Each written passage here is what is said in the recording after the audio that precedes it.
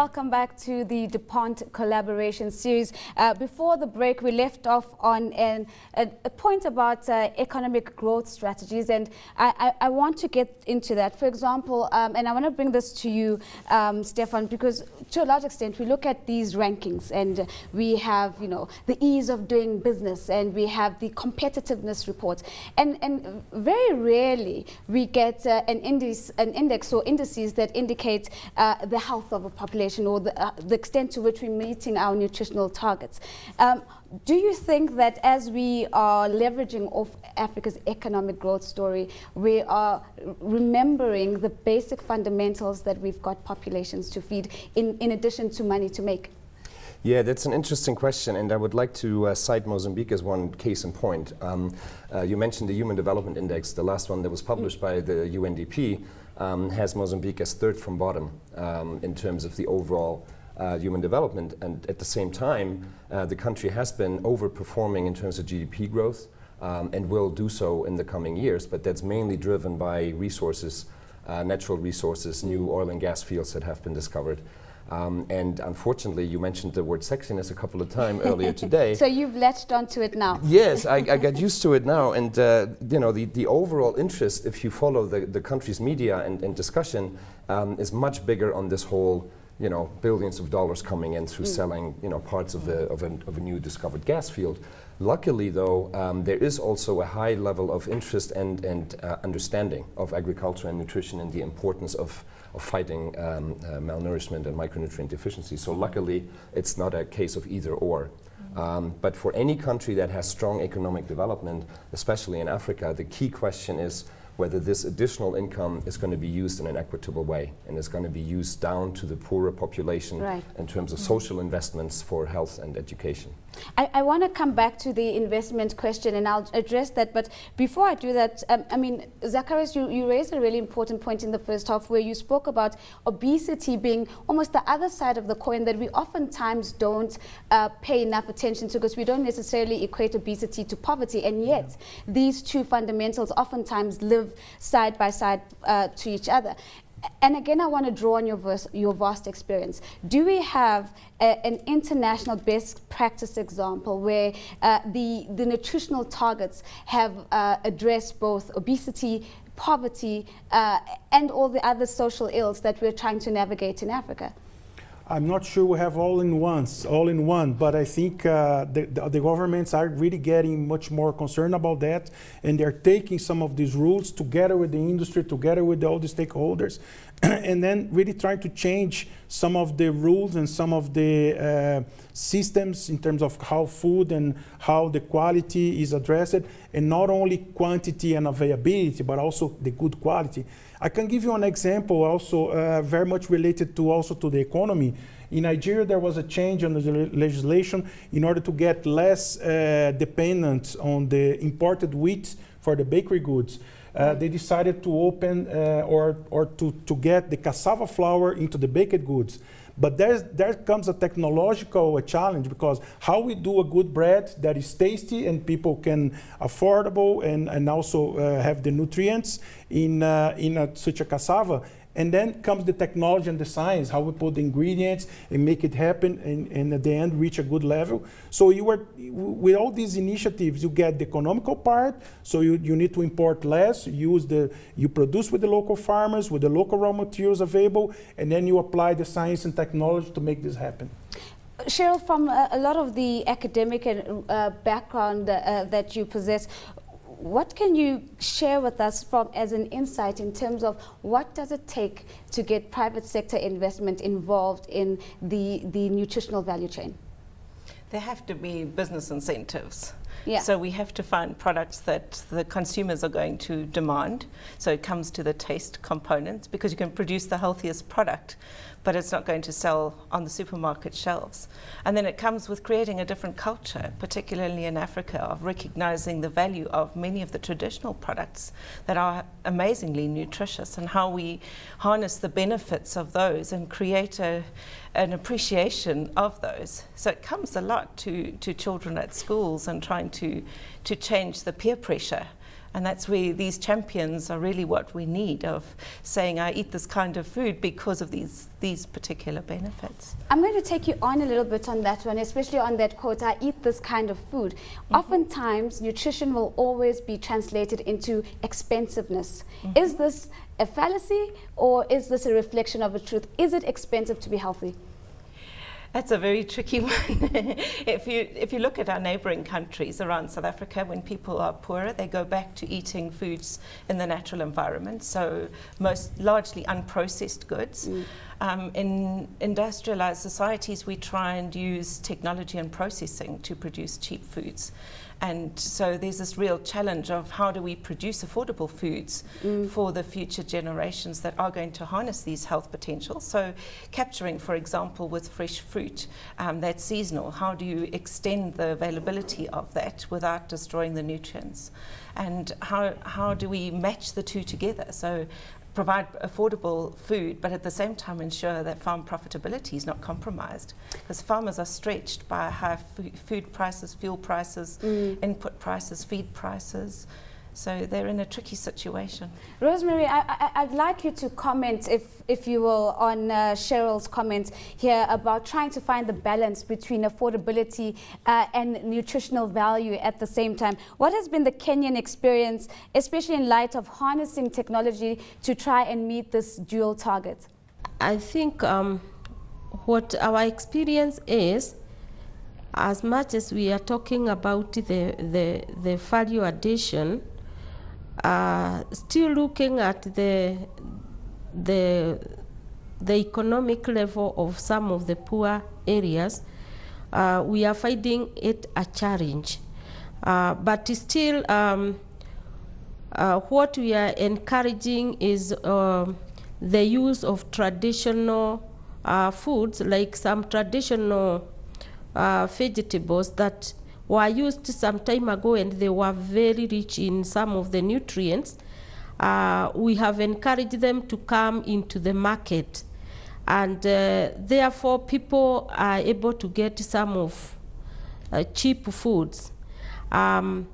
With the industry, it is difficult because it is being dictated by other factors. That, like now, the energy sector, and also the fuel, which adds to the cost of the production, and also transportation. The other thing that is adding to the cost of food is also the taxations, but the government is ready, when issues are raised, they are able to actually address them, and that way the food is reaching the people. On the area of investment, what is very encouraging to us is that some of our industries are actually fortifying food without adding cost, because sometimes the fortification may not be so expensive. So these are some of the things that are addressing the issue of cost. Just before we go to the floor to take some questions, perhaps, Zacharias, you can latch on to that last point that Rosemary makes about fortifying food without adding cost. Is that possible? And how do we then scale up and ensure that that can be done? I think it is possible. We have seen several examples. I think it's a matter how you design this mix. So maybe Stefan is in a better position than me because he's leading these programs. But I think it's possible. It's a matter how you design and really go to the more immediate needs.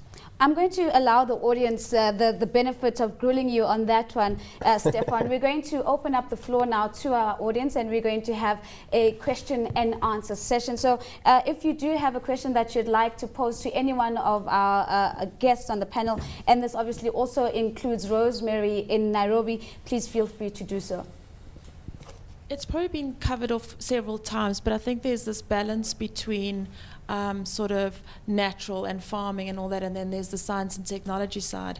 So probably a question for Zacharias is really sort of, the comment was made, technology is a major player in the fight to address food issues. Can you give us some other examples where you balance sort of quantity versus quality, and sort of how a company like yours is playing a role in that balance between sort of the agricultural sector and then where science and technology plays a role? Yes, we have an example that initiative we did in Malawi last year or 2 years ago. That was to develop a product called Sibu Sisu.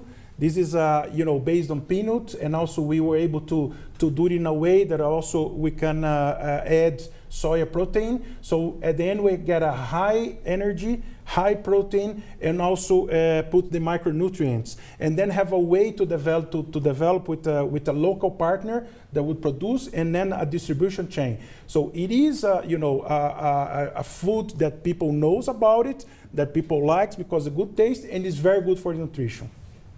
And let's have Stefan add to that before we go back to the floor. Yes, thank you. I think another example for the question about natural food and science and technology and adding micronutrients back, and by the way, it is actually possible to fortify staple foods like rice, oil, and wheat flour without adding cost. A lot of that has also to do with cultural preferences. As long as people prefer white bread, and the millers mill the wheat grain or other grains down to make it Snow White, which is even a brand, I think, in this country. Yes, it is. then that increases the need to artificially put micronutrients back in.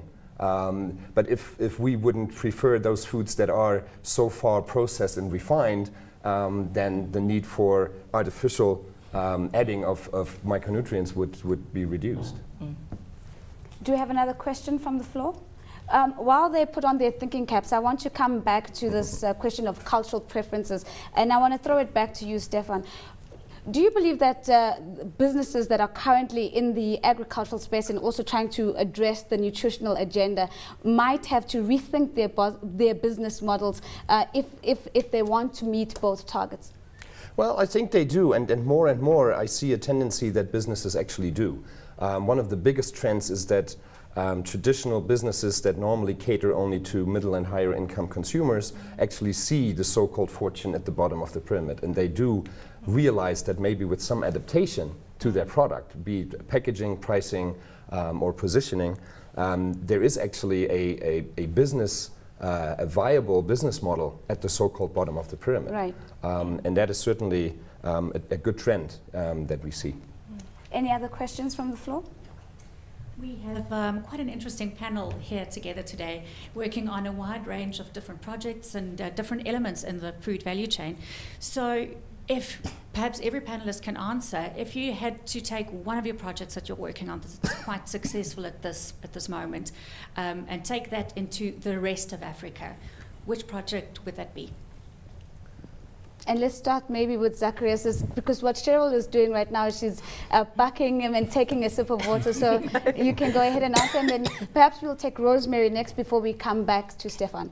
Yeah, I think it's difficult to choose one because of these cultural differences and the level of economical development and the preference and so on. I mean, of course, we can take best practice from one country to the other, but that's not one initiative that really takes it for all. So we're working on several projects on soya enrichment, on improving making the same example I gave on the cassava flour for the bakery.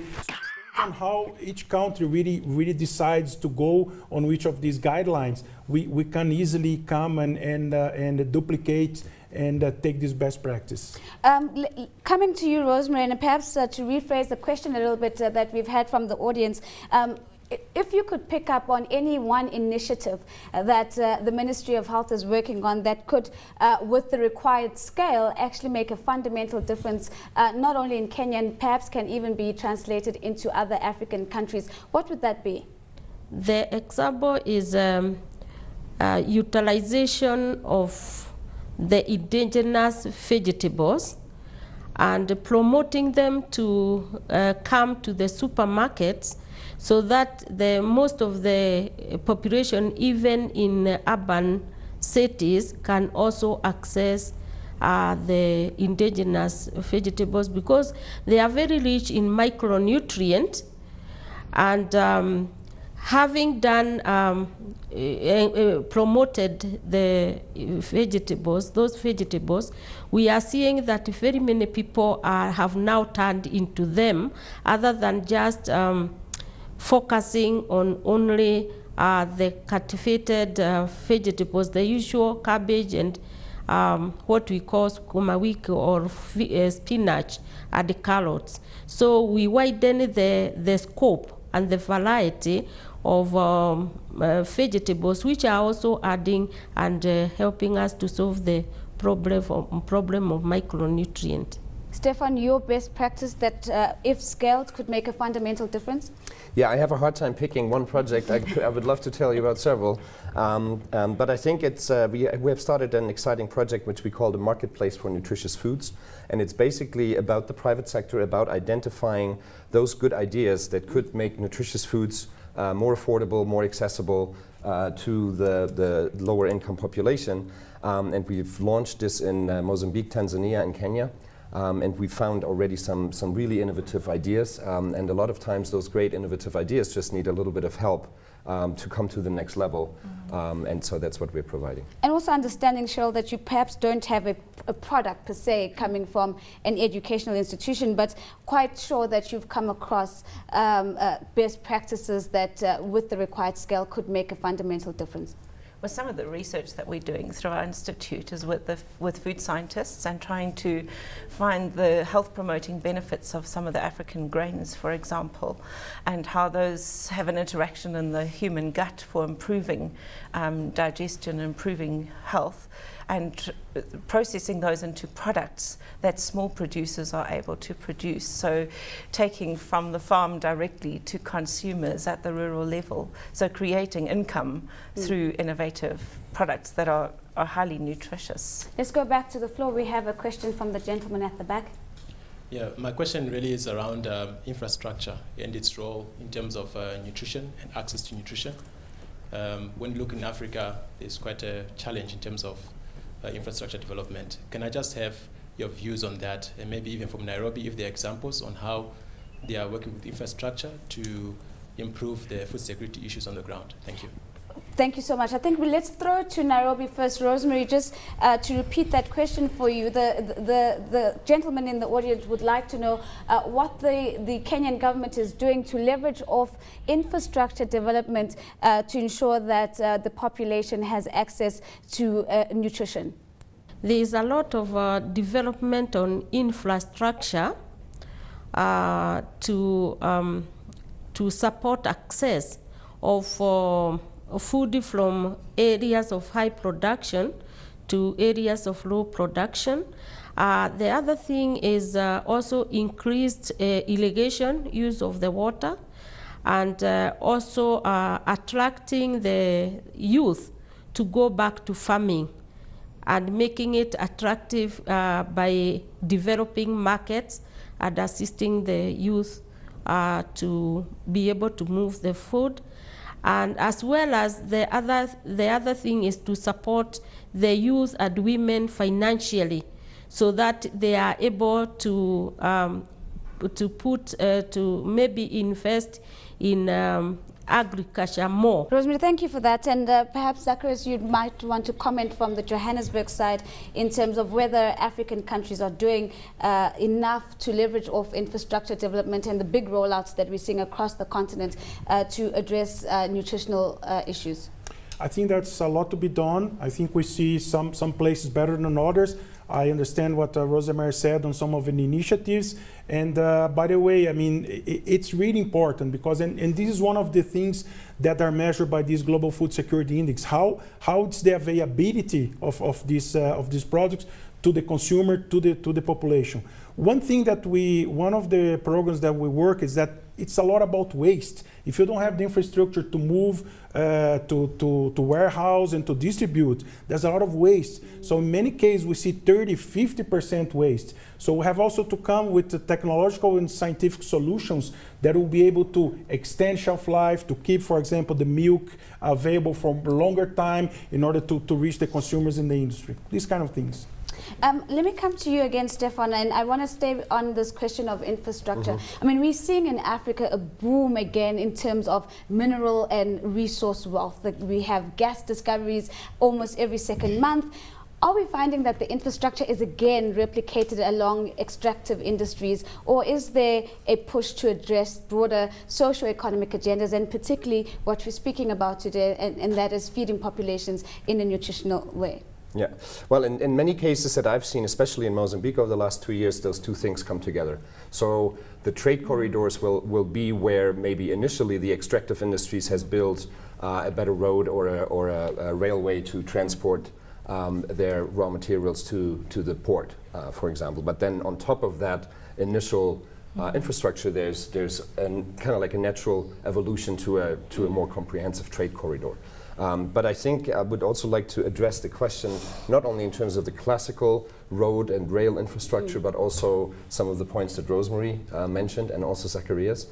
Because if we deploy technology well across the value chain for agriculture, for storage and processing facilities, that can also improve the access for nutritious foods tremendously. So it's not just the classical.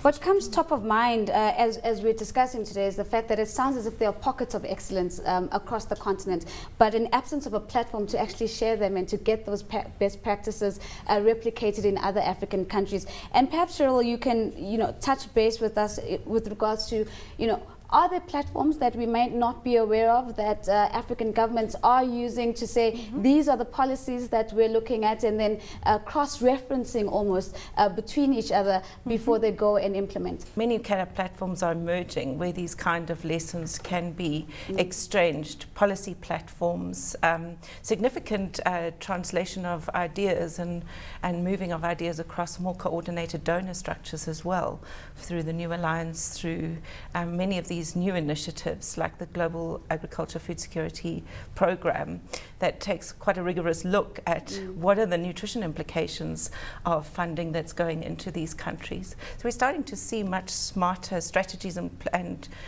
systems for engagement emerging.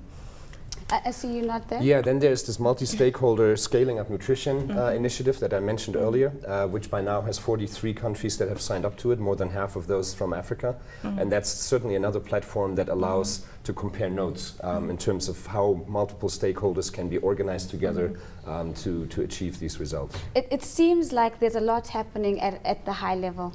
In terms at a national, regional, and even a continental level. What needs to be done to trickle these conversations down? We need platforms at community level. If we are able to get a social movement from the ground, we will be able to hold governments accountable. For example, labeling for information about nutritional products, about what it is that we're actually eating and what we should be eating. Those are the most important components of trickling it down. It has to start from the ground. Which goes back to the education piece. So, using community structures to teach mothers especially about the critical 1,000-day window, about different foods and how the plate should be mixed, I think is one of the most important issues going forward. And of course, I also see Zacharias nodding, and perhaps Zacharias, we keep coming back to you for these global comparisons and global best practices. Yes. And I want to pull on that once again, but I want to look at it from a robust community involvement perspective. Do we have an example of a country that has managed to galvanize the ordinary community to play a very active role in deciding and meeting their nutritional targets? I don't know specifically of any example of a government, but I know a lot of NGOs that are working exactly on this point, in the ground, and having able to mobilize the communities. And the mobilization by education and awareness, no doubt. Then people know what they eat, what they need to eat, what are how they have to mobilize themselves to get things improved. But for sure, I mean, I don't want to be disguising that there are, of course, also initiatives from the governments. Of course, we've got about 5 minutes left for this discussion, so I want to come back to you, Rosemary, and give you an opportunity to perhaps share your last thoughts as we move forward, and maybe also address what your vision is for Kenya around that particular country's nutritional targets. My thoughts are the capacity of the countries of Africa in nutrition to be able to bring change in terms of maybe the competencies and skills. Why I'm bringing this is that still a large population, especially for us, they actually do not have adequate nutrition knowledge, and maybe this is even what is hindering our scaling up nutrition. Because even at the highest level, you find that maybe people have not realized the critical role nutrition plays both in economic development and even in the savings we could make by reduction of the burden of diseases. Unfortunately, going to have to bring it back to Johannesburg because we're running out of time. I just want to get final comments from the rest of my panelists. I'm going to start with you, Stefan. Your final comments, but I also want you to touch on the opportunity to grab onto low-hanging fruit. Mm-hmm. I have 2 quick points, if that's okay. One is everybody really needs to understand that nutrition is actually a smart investment, and it's not just because of the connection I mentioned earlier in terms of the GDP growth and the impact that has, but the Copenhagen consensus has shown 3 times in a row now, starting in 2005, leading up to last year, how the investment into fighting micronutrient deficiencies is actually the most cost-effective intervention for the long term. And I think that outcome report from the Copenhagen consensus needs to be read by donors and governments alike. Right. The other thing is, you mentioned earlier, we talked briefly about the double burden. There are more and more countries that at the same time have malnourished children that are stunted, that are micronutrient deficient, and at the same time having a fairly high rate of obesity. And so this double burden of nutrition is certainly something that will evolve more and more and needs to be addressed. I have 1 more minute. Let me first come to you, Zacharias. Your vision for Africa, when we talk about 2050, what do you think that is going to look like from where we are right now? For sure, we improve a lot. I mean, we see already the latest developments and how these initiatives are paying off. I think we have to look into the 3 pillars. We have to have availability of food. They have to be affordable. People have to have money and conditions to buy, and also have to have the infrastructure to offer, and also the quality, the nutrition, the taste and texture and everything. So much better. The most significant policy change from your perspective that would make us reach the picture that Zacharias paints? Is by everybody working together and making sure that we're working on a few concentrated key elements rather than spreading too thinly. That, I think, is a very poignant point to leave this discussion on, and that brings us to the end of this month's edition of the DuPont Collaboration Series. Thank you to my guests again, Zacharias Karacristo, DuPont Nutrition and Health, Professor Cheryl Hendricks, University of Pretoria, Stefan Engels, Global Alliance for Improved Nutrition in Mozambique, and from Nairobi, Rosemary Ngaruro, Kenya Ministry of Health. Until next time, from me and the team, it's goodbye.